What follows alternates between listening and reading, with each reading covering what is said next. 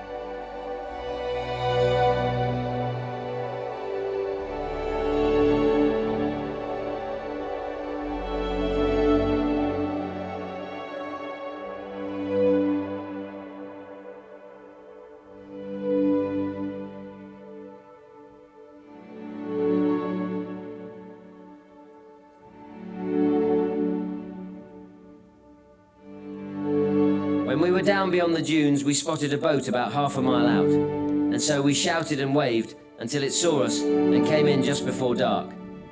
We waded out to it and clambered aboard. It was called the Barnacle and was skippered by a Mr. Whitaker. Altogether, we numbered 12, and we set off for Ramsgate. How we got there I shall always ponder.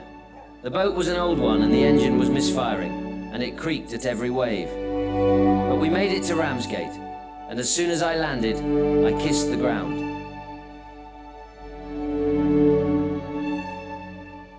after being on the beach for 3 days, we filed snake-like into the sea onto the waiting boats. I waded towards a small boat, which was manned by the Ramsgate lifeguards, with my fag still under my helmet. At the time of Dunkirk, I was aged 18 and serving an apprenticeship as an electrician at Ramsgate. I saw a destroyer at the pierhead and it was packed with troops. Soon people from the town were coming down to give assistance, handing out food and cigarettes and anything they could lay their hands on. The next day there seemed to be a vast armada of little ships arriving. I've never seen so many small ships together, and the whole harbour was full, and Pegwell Bay was crowded with larger vessels. When we finally landed at Ramsgate, I kissed the flagstone on the quayside. It felt so good to be home on good old Blighty. We were greeted on the quayside by the WVS, who had several tea trolleys lined up. We were served with mugs of tea and Lyon's individual fruit pies.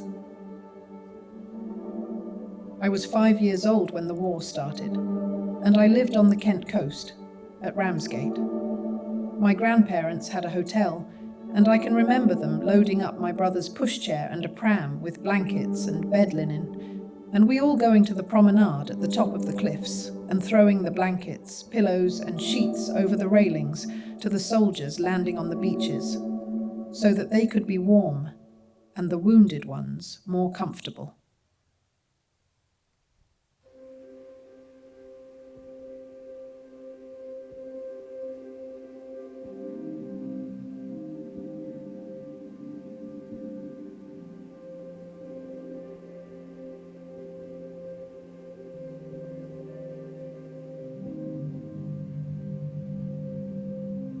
Ronald Albert George Gorton, stoker, 1st class.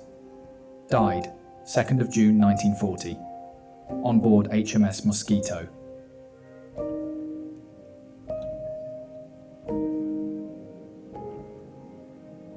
Gunner Bernard Arthur Jones, Royal Artillery, killed in action 29th of May 1940, aged 28, buried in Ramsgate.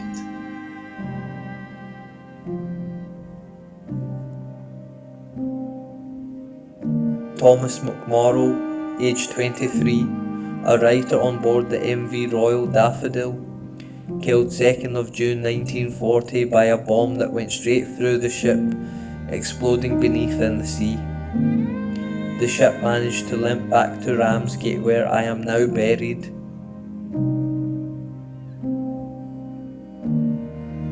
Signalman George Thomas Laverick Taylor, of the Royal Corps Signals Light Anti-Aircraft Regiment, killed in action 29th of May 1940, aged 23, repatriated and buried in Ramsgate.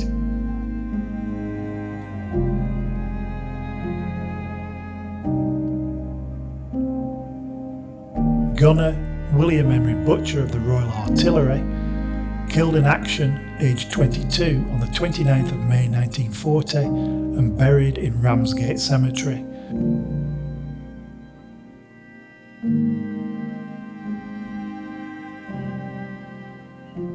Trooper Dennis Marriott, of the Fife and Forfar Yeomanry, Royal Armoured Corps, aged 23 years, killed on the 29th of May 1940 and buried here in Ramsgate.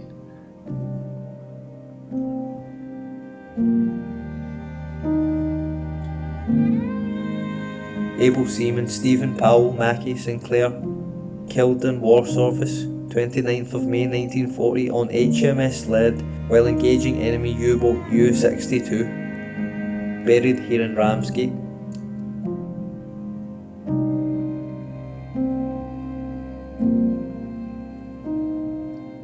Lance Sergeant William Joseph Parker of the Royal Corps of Signals, a veteran of the First World War. I was killed in action on the 29th of May 1940, buried here in Ramsgate.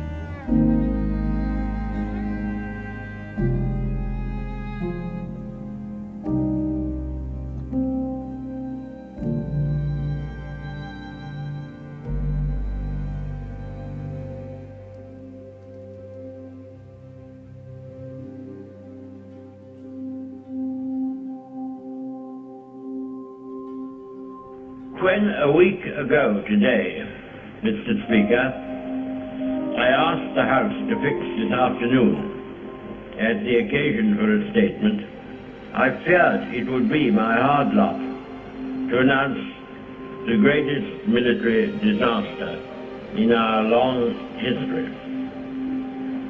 I thought, and some good judges agreed with me, that perhaps 20 or 30,000 men might be re-embarked.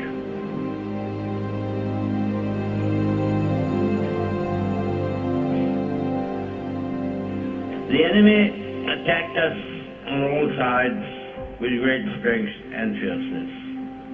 It was in conditions such as these that our men carried on with little or no rest, for days and nights on end, making trip after trip across the dangerous waters, bringing with them always men whom they had rescued. The numbers they have brought back are the measure of their devotion and their courage. We shall go on to the end. We shall fight in France. We shall fight on the seas and oceans. We shall fight with growing confidence and growing strength in the air. We shall defend our island, whatever the cost may be. We shall fight on the beaches. We shall fight on the landing grounds. We shall fight in the fields and in the streets. We shall fight in the hills. We shall never surrender.